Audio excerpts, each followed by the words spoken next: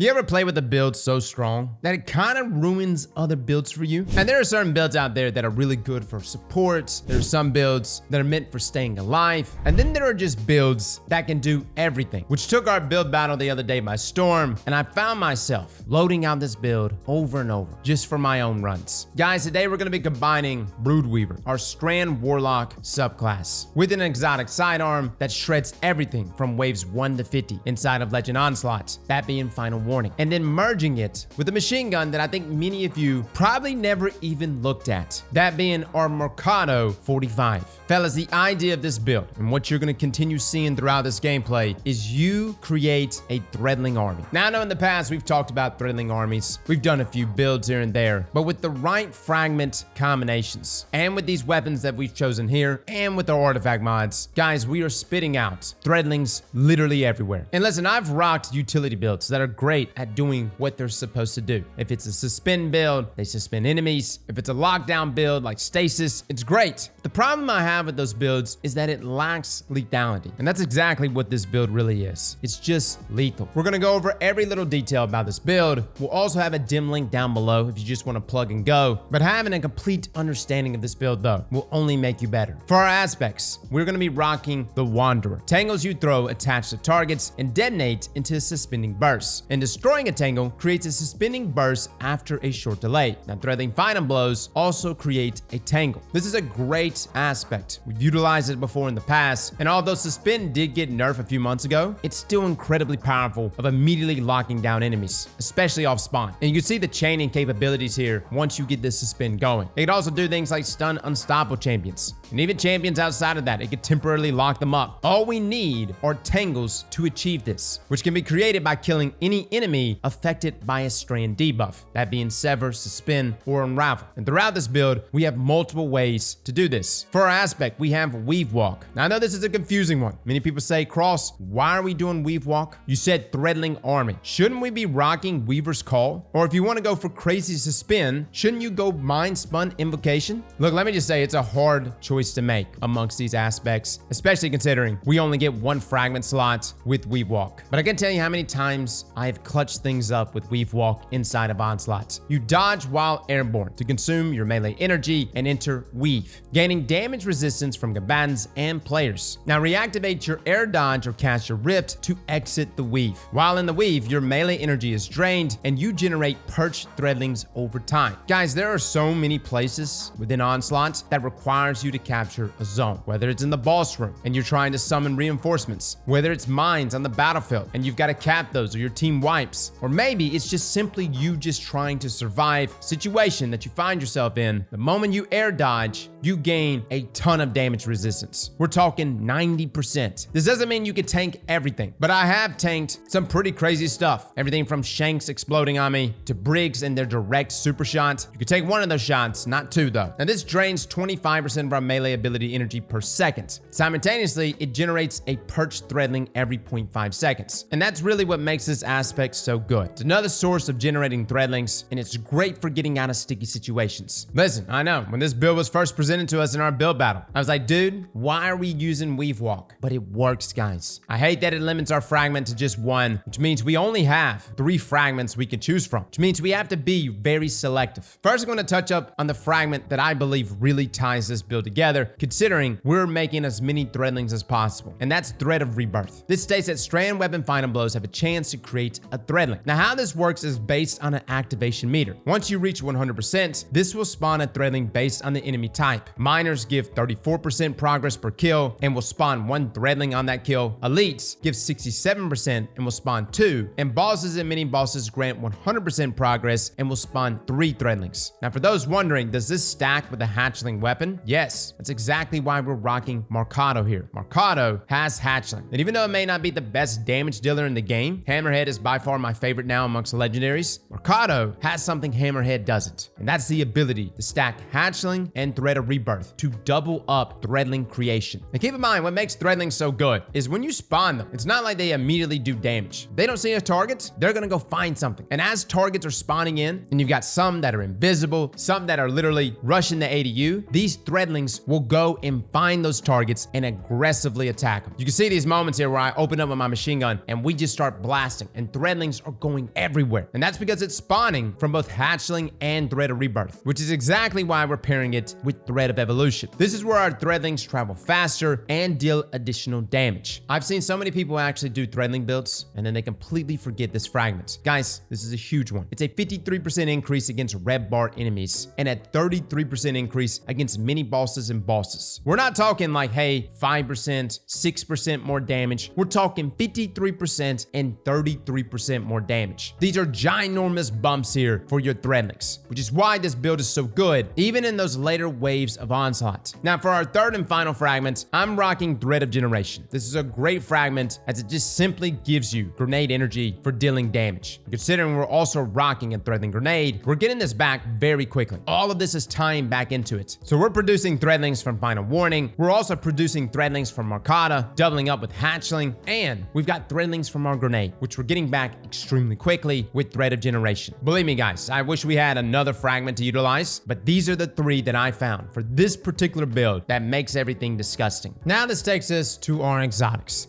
We're gonna start with our exotic armor, that being Swarmers. This reads that destroying a tangle spawns a Threadling, and your Threadlings unravel targets that they damage. Now I think you see where this is going. Considering the various sources of ours that are creating Threadlings, Swarmers allows our Threadlings to unravel targets. On top of that, the Wanderer aspect allows Threadling final blows to create tangles, and then destroying a tangle creates a suspending burst, which now thanks to Swarmers will also generate Threadlings for us. 2 of them, I might add. This is incredibly strong with Swarmers. And I know some people are gonna be like, Cross, what about Verity's Brow? What about something boosting our grenade damage? What about Eye of the Storm? Look, I've rocked those things, but I'm telling you guys, Swarmers for this particular build is where it's at. Now, our exotic weapon of choice is the Strand Sidearm Final Warning. This is a bit of a sleeper pick, one we've utilized in the past for multiple builds, but since the nerf to Quicksilver Storm, Final Warning has become my main strand weapon. It has an exotic trait called All at Once, which reads, holding down the trigger marks targets within range and loads multiple bullets, which fire in a burst with increased stability on trigger release. Hitting a marked target with a fully charged burst will unravel them. Now, our other exotic perk that we have here is called Pick Your Poison. It states that hit firing, your projectiles will track to marked targets,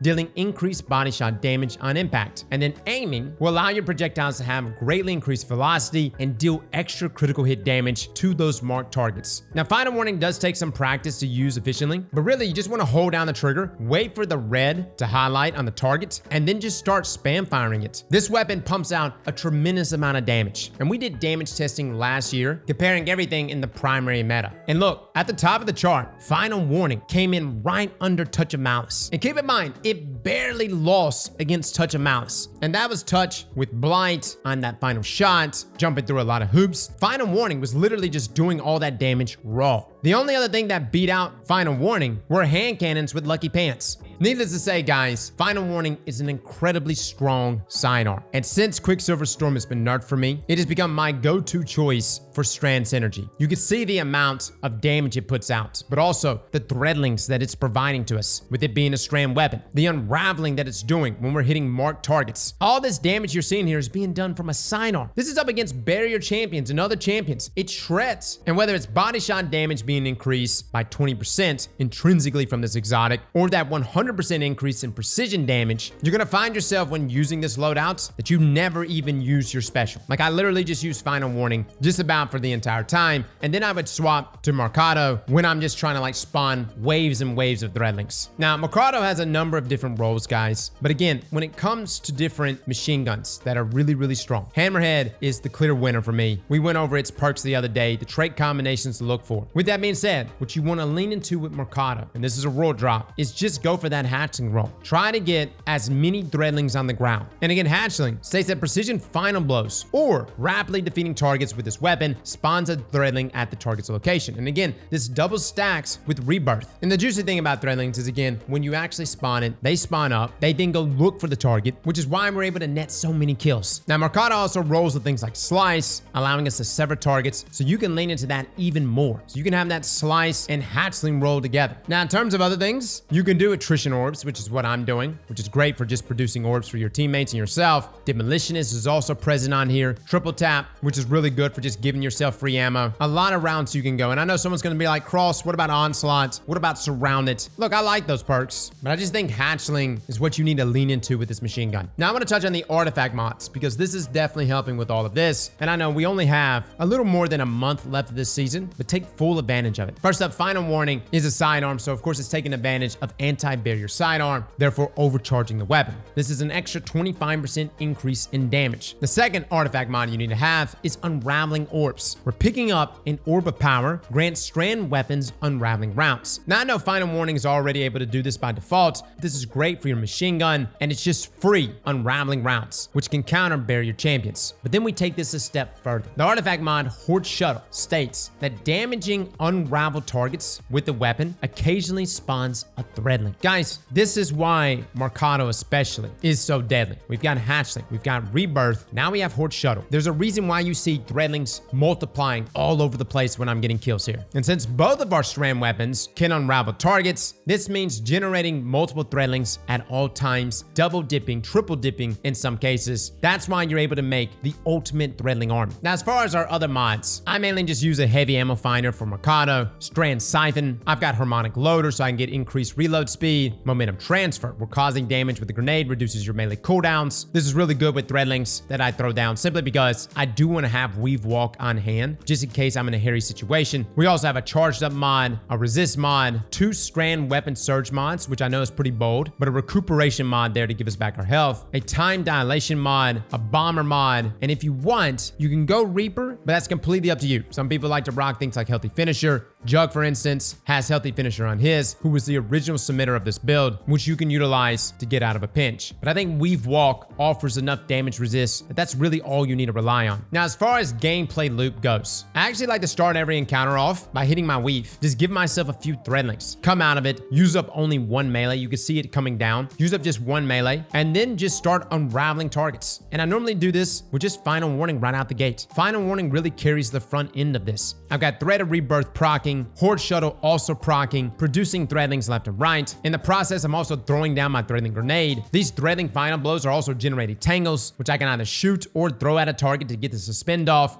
And keep in mind, we can also spawn tangles by defeating enemies that are affected by any strand debuff. So whether it's Unravel or the suspend itself, although there is a cooldown there. And then with Swarmers, we're creating even more Threadlings by destroying these tangles. And all those Threadlings will then unravel targets that they damage. If we didn't have that 12-second cooldown on tangles, guys, this entire battlefield would be littered with tangles. Now, the beautiful thing about Threadlings is that they don't get a kill. Guys, they perch back up on you. You can deploy them as soon as you start doing damage to the next group of enemies. And with the amount of orbs being produced, the Time Dilation mod we're taking advantage of, the 2 Strand Surge mods giving us that 17% damage buff, the orbs also granting us passive unraveling rounds to Mercado. Fellas, I think you see where this is going. I am addicted to this build. It is so difficult playing Titan right now. And I say this as a Titan main, but some of these Warlock and Hunter builds are absolutely insane. So guys, dim link down below if you want to try it out for yourself. Feel free to swap some things out if you want. And this is a build that I think is still going to be good even after the final shape hits and the artifact mods have been refreshed. I think this is a good enough build to stand on its own. It's got too much synergy as is, but hot damn, imagine if Weave Walk could hold an extra fragments. Like if you could do 4 fragments in total instead of 3.